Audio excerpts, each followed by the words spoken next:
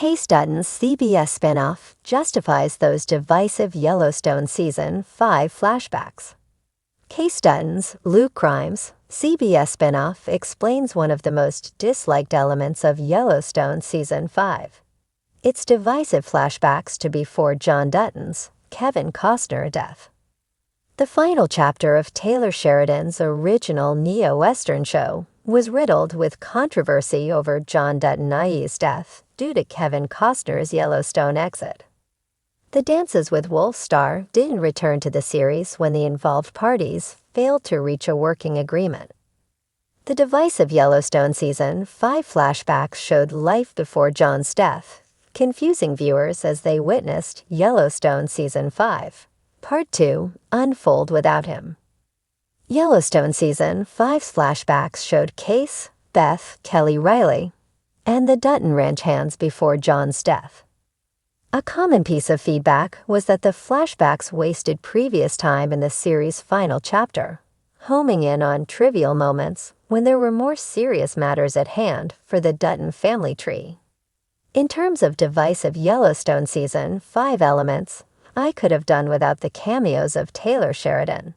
But the flashbacks didn't bother me so much because I interpreted them as a lens into the show's future, rather than a view into the Yellowstone Season 5 characters' past. After watching Yellowstone Season 5, Episode 10, The Apocalypse of Change, I distinctly remember thinking that Taylor Sheridan had just set up continuations for both Kayce and Beth, independent of one another. In the chapter, Kayce settles into East Camp with his family, redoing the floors, cabinets, and roof of the Dutton family lodge with Tate, Brecken Merrill, and Monica, Kelsey Asbill. While I agree the flashbacks in The Apocalypse of Change felt trivial, I also understood showing Kayce and Beth's lives before their father died, since Season 5 would have shown how John's kids' lives were developing independent of him. Kayce and Beth's stories would continue after John Dutton's death, so it made sense to me to have Yellowstone moments that weren't about John. Since losing the Dutton's patriarch was paramount to his family once it happened, I assumed flashing back was to show us simpler times. Ahead of Yellowstone Season 5's finale, Taylor Sheridan announced a Beth and Rip Yellowstone spinoff starring Kelly Riley and Cole Hauser. Then ahead of 1923 Season 2's finale, Kayce's Yellowstone continuation was announced. Therefore, the flashbacks help us understand how their lives were developing outside John's death, contextualizing Kayce and Beth's Yellowstone continuations. Kayce Dutton's story in Yellowstone Season 5 also gives us hints about what his continuation will be about. Kayce's Yellowstone spinoff will reportedly be a CBS procedural. Therefore, it will revolve around some aspect of investigation or law enforcement. Kayce's spinoff could follow him as the livestock commissioner for Montana. Kayce solved compelling crimes while working in the position, and that could translate into a procedural. That said, Kayce threw away his livestock agent badge in Yellowstone Season 5's finale, saying he was free from the position that was traditionally used to protect the Dutton Ranch. I also believe that Kayce's present timeline in Yellowstone Season 5, Part 1, set up his continuation. In Yellowstone Season 5, Episode 3, A Tall Drink of Water, Kayce talks to Thomas Rainwater, Gil Birmingham, and Mo brings plenty on his porch. He tells them he wants to trade his livestock job for a policing gig for the Broken Rock Reservation. And Mo answers by saying Kayce could be appointed the investigator for the Montana Department of Justice. Yellowstone Season 5 never follows up on the development, but Taylor Sheridan could be saving Kayce's new job for his procedural. When Yellowstone Season 5 debuted with a slow burn and unexpected flashbacks, fans were split.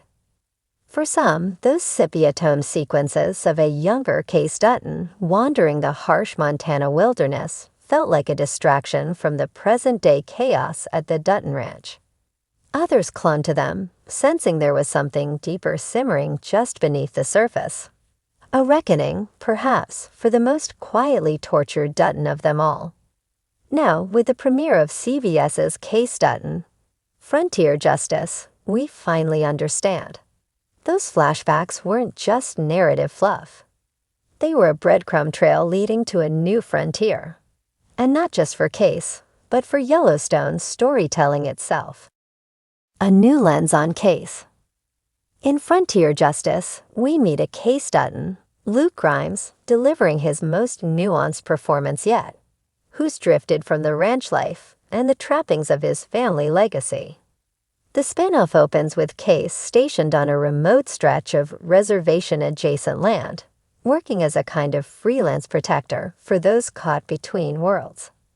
His long-standing connection to the Broken Rock Reservation has evolved into a full-blown moral compass. He's no longer just John's son or Monica's husband. He's a man defined by the hard choices he's made and the ones he's still trying to outrun. That's where those Season 5 flashbacks come roaring back with clarity. They weren't indulgent nods to his angsty youth. They were emotional mile markers. The flashbacks of Kayce as a young Navy SEAL returning home to Montana, unsure of his place, bleeding from old wounds invisible to others, now feel essential. Especially after the pilot of Frontier Justice reveals a lost chapter. Kayce's covert military mission gone sideways, involving not just foreign terrain, but covert deals that tie back to U.S. land politics, Montana land politics. The ghost of the past has a name.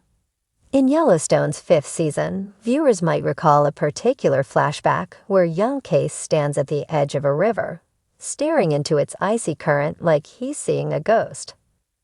At the time, it seemed metaphorical. Now we know better.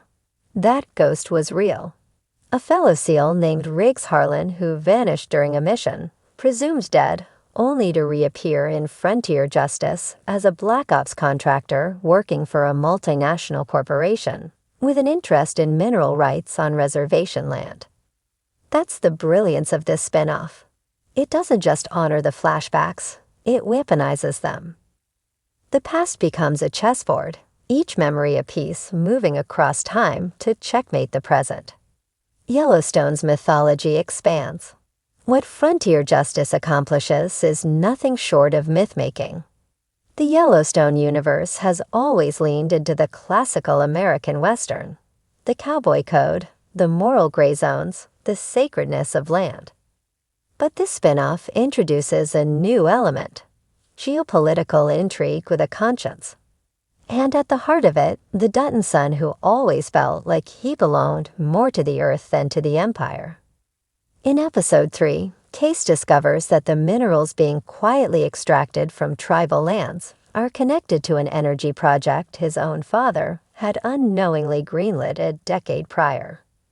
The corporate machine encroaching on native soil is a monster Kayce helped create, without ever realizing it. Suddenly, the boy in the flashbacks who hesitated before rejoining the family business has become the man fighting to undo the legacy he inherited. Monica's voice, louder than ever. Another divisive choice in Season 5 was the somber tone of Monica's subplot. Her grief, her silence, her distance from the core Dutton drama felt isolating to some. But Frontier Justice reframes all of it. Monica, portrayed with stunning grace by Kelsey Asbell, becomes a spiritual guidepost in Kayce's journey. Her voice, once subdued, is now central. She serves not just as a partner, but as a co-narrator, giving viewers insight into the cultural stakes Kayce is only beginning to grasp. One powerful scene in Frontier Justice shows Monica walking through a tribal cemetery with their son Tate, explaining how the land remembers everything. Even if we forget, she tells him, the land never does. That sentiment echoes every flashback from Season 5. The boy who was lost in the wilderness was never truly alone. He was being watched, judged, remembered. A show with something to say. Unlike the action-heavy beats of Yellowstone proper, Frontier Justice leans into introspection. It doesn't shy away from complex questions. What does it mean to protect something that's not yours? Can legacy be redefined? Is blood thicker than justice? That's not to say it's all philosophy in Flashbacks.